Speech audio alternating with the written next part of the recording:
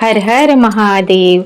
सबसे पहले देवों के देव महादेव के चरणों में प्रणाम, साथ साथ मैया भवानी के चरणों में प्रणाम, सभी देवी देवताओं के चरणों में प्रणाम, हरिंदर भैया के चरणों में प्रणाम, उनकी धर्म पत्नी नीलम दीदी के चरणों में प्रणाम, जितना शिष्य भाई बंधु हैं उनके चरणों में प्रणाम। मेरा प्रणाम स्वीकार हो।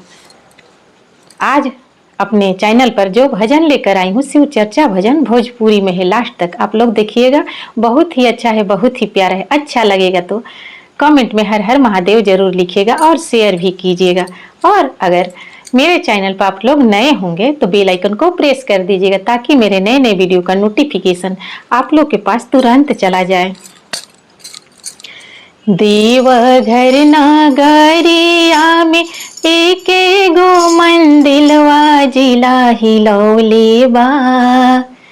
देवघर नगरिया में एके गो मंदिलवा जिला हिलौले बा।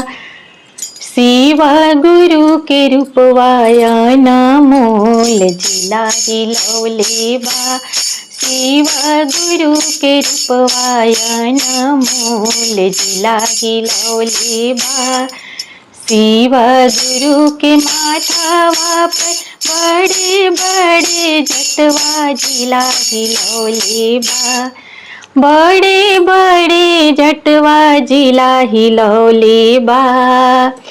जटावा से बहे गंगा धार जिला हिलौले बा। जटावा से बहे गंगा धार जिला हिलौले बा। देवघर नगरिया में एके गो मंदिलवा जिला हिलौले बा।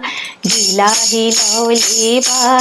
शिव गुरु के रूपवाया नमोल जिला हिलौले बा। शिव गुरु के कानवा में पीछू के कुंडलवा जिला हिलौले बा। बिच्छू के कुंडलवा जिला हिलौले बा।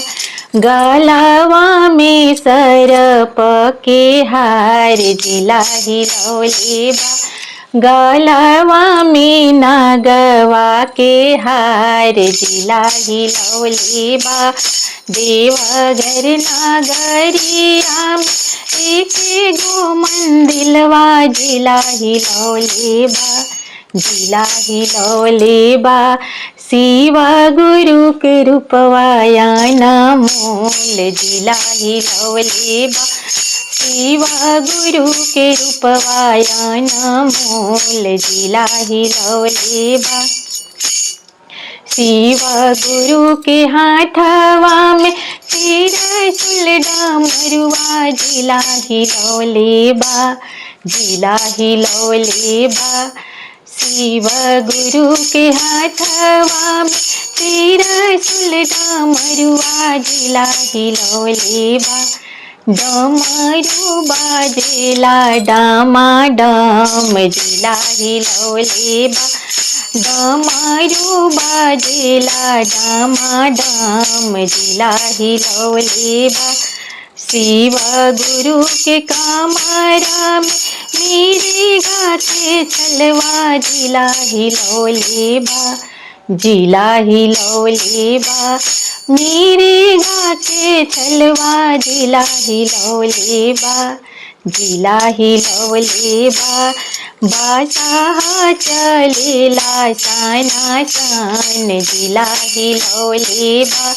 बादशाह चलेला शाना शान जिला हिलौले बा।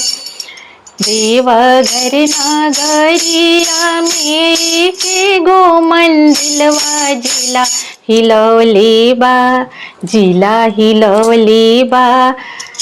शिव गुरु के रूपवाया नमोल जिला हिलौले बा। शिव गुरु के रूपवाया नमोल जिला हिलौले बा। शिव गुरु के बगल में बैठे गौरी मैया जिला हिलौले बा। जिला हिलौले बा। गोदिया में गणपति लाल जिला हिलौले बा। गोदिया में गणपति लाल जिला हिलौले बा।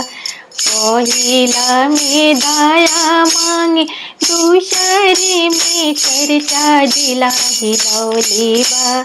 जिला हिलौले बा। तीसरे में नमः शिवाय प्रणाम जिला हिलौले बा। तीसरे में नमः शिवाय प्रणाम जिला हिलौले बा। अगर मेरा ये भजन आप लोग को अच्छा लगा होगा तो कमेंट में हर हर महादेव जरूर लिखिएगा और कमेंट में बताइएगा मेरा ये भजन आप लोग को कैसा लगा। हर हर महादेव, मैया भवानी की जय।